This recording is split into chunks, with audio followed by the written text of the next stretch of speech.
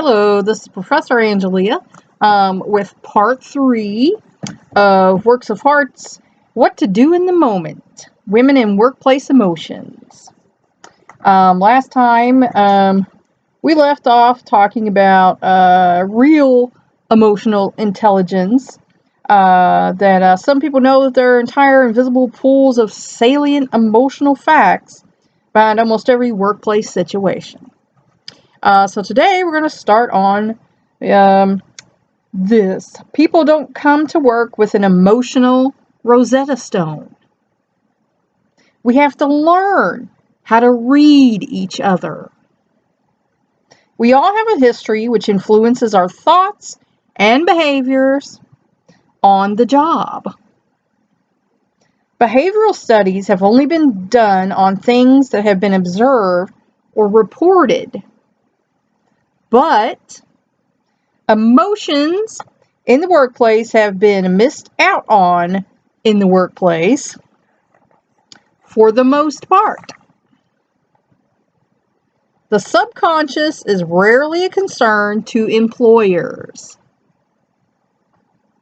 What if the person was in a road rage incident on the way to work and has to make an important decision at work first thing in the morning? Would their anger from the earlier encounter affect their decision? Even if he didn't think so, would that really be true? We may even have concrete evidence that they were in a bad mood, but they may still argue about it. The lack of emotional awareness can be insidious, especially if people are in denial about their own actions and the causes of them, which is often the case. Dealing with emotional nuances means that we must be able to understand them.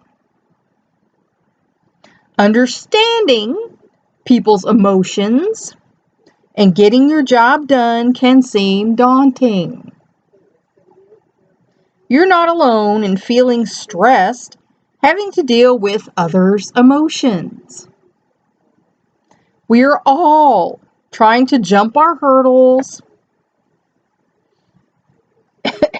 and gain our resources. If the boss is impatient, our own feelings make it hard to deal with others. It's hard to worry about others' feelings when we are having our own. It can take us off task. It can interfere with our work performance. We have enough to deal with. We will fail at some tasks because every person and every system is not perfect. It's hard to excel when we feel like it's just too far above our present ability. We may not even have the time to think about our emotions. We may not even have the energy to worry about it.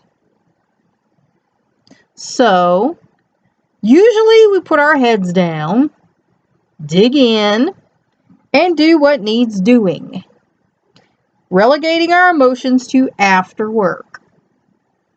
We walk a narrow line. Emotions are a fact of life. We almost never talk about emotions at work and how emotions work. We aren't very thoughtful at work. We can sabotage ourselves if we talk about them too much,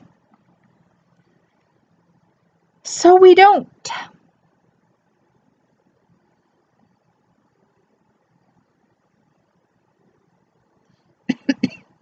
We often don't understand how to bring out the best in ourselves or how to tone down the worst.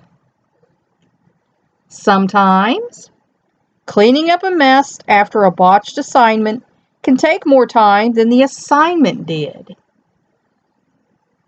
What you don't want to do is to be fake. If you come off too touchy-feely or seem to listen too intently, people may wonder about your motivations. What I hear you saying can actually be insulting to some people, as if they were too complicated to understand. That kind of analytical empathy often rings false. By analyzing yourself and knowing what pushes your buttons, you can learn what seems to trigger others. By knowing what drives you crazy, it becomes easier to tell what does the same to others. Knowing what worries you sick, you can imagine what does the same to others. In this way, you can learn to anticipate trouble before it strikes. When you can predict how you will respond in certain situations, you can anticipate trouble with your coworkers when it starts. This will enable you to better predict how others will respond when you have to deliver bad news. When you can proactively deal with your own buttons being pushed, you can start to learn how to diffuse others. We are all human.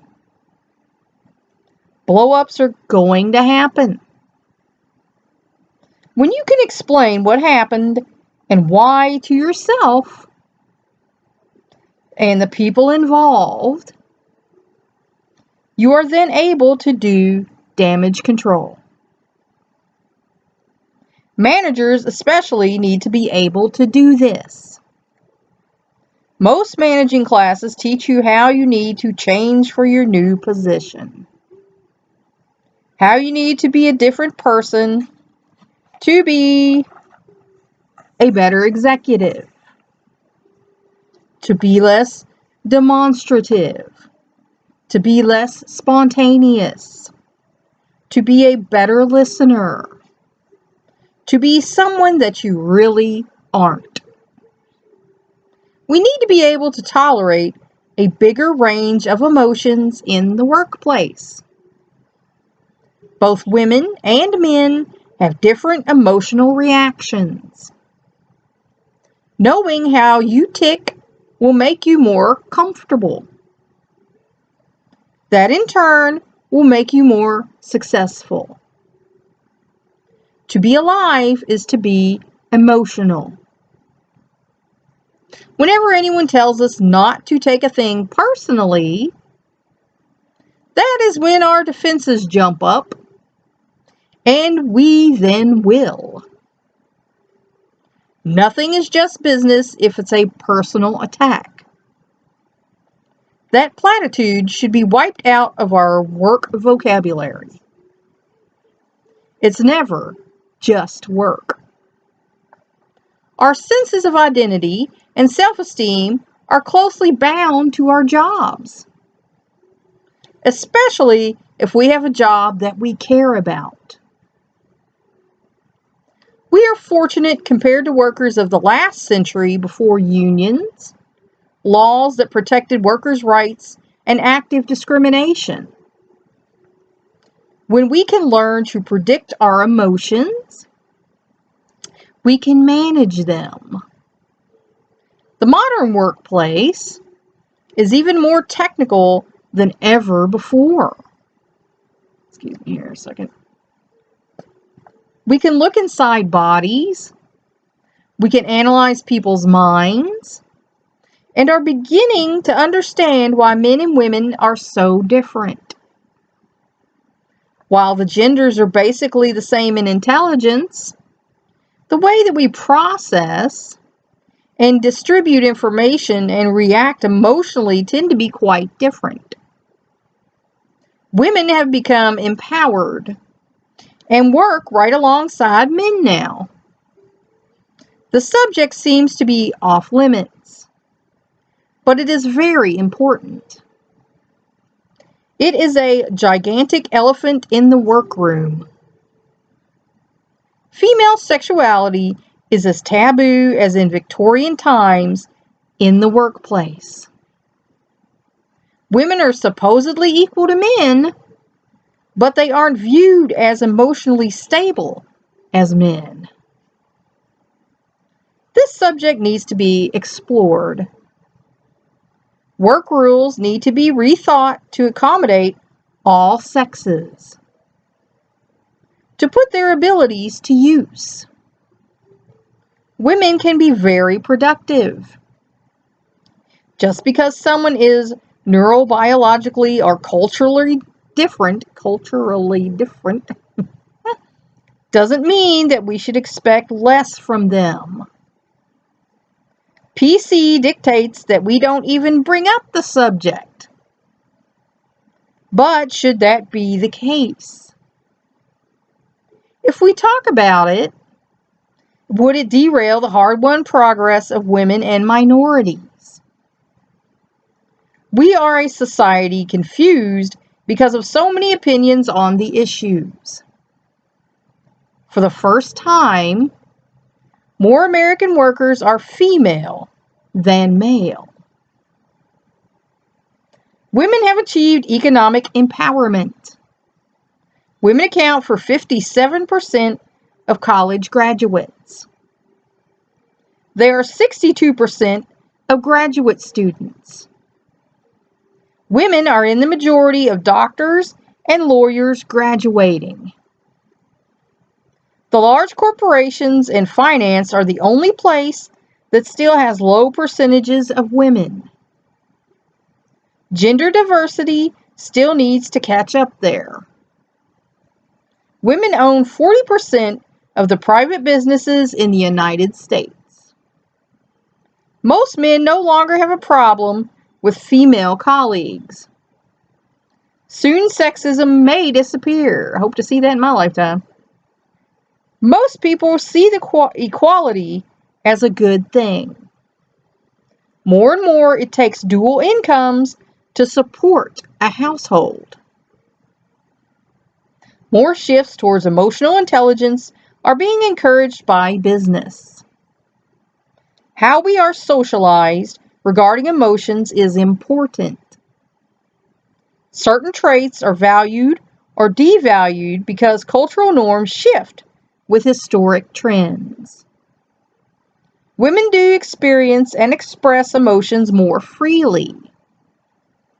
The more women in the workplace, the more open and expressive the workplace becomes, which makes it more acceptable to prospective employees.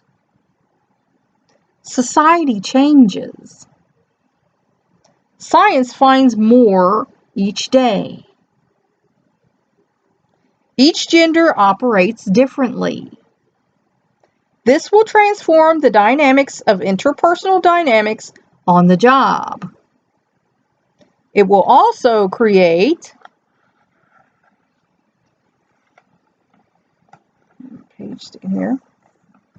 unprecedented opportunities to look with fresh eyes at the ways in which people interact.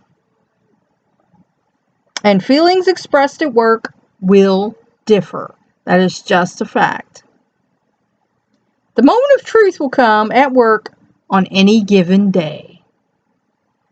The best we can hope for is to understand our emotions and be able to manage them. Even though we cannot manage others' emotions for them, we can at least understand and empathize with them. Personal attacks have more to do with the person attacking you than you.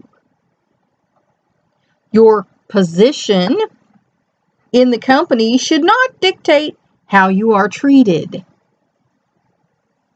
Some bosses are willing to use you to bring about their own agendas. then be willing to throw you away once you are no longer useful to them. Personal attacks in the workplace will only derail what you are trying to accomplish. Some bosses have no desire to understand you or hear you out. Some people will not care about your point of view. Everyone gets angry. Once we speak our piece, then we should move on. If you are having trouble managing your emotions or stress levels at work, you can get help from a counselor. The boss is not your enemy. Emotions are going to happen. But it's how you manage them that will make you successful or not. And that's all. Thanks for your time. I hope you found this educational and informational. And I'll see you next time.